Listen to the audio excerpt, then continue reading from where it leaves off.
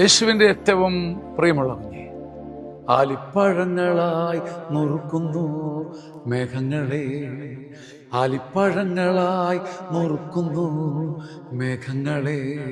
പ്രഭാഷകൻ 43:15. തൻ്റെ മഹത്വത്തിൽ അവിടുന്ന് മേഘങ്ങളെ ഒരുമിച്ച് കൂട്ടി ആലിപ്പഴങ്ങളായി നുറുക്കുന്നു. തൻ്റെ മഹത്വത്തിൽ അവിടുന്ന് മേഘങ്ങളെ ഒരുമിച്ച് കൂട്ടി ആലിപ്പഴങ്ങളായി നുറുക്കുന്നു.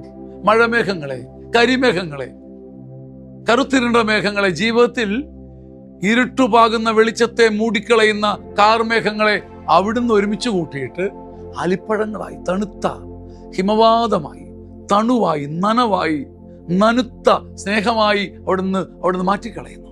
അവിടുന്ന് നിന്റെ ജീവിതത്തിന്റെ പ്രകാശത്തെ മൂടുന്ന കരിമേഘങ്ങളെ ഒന്നിച്ചു കൂട്ടി അവിടുന്ന് അത് ആലിപ്പഴങ്ങളാക്കി മാറ്റും. കർത്താവിൻ്റെ ഈ വചനം ഇന്ന് എൻ്റെ ജീവിതത്തിൽ മാംസമെടുക്കുമെന്ന് അവകാശത്തോടെ മറിയത്തെ പോലെ പറഞ്ഞു.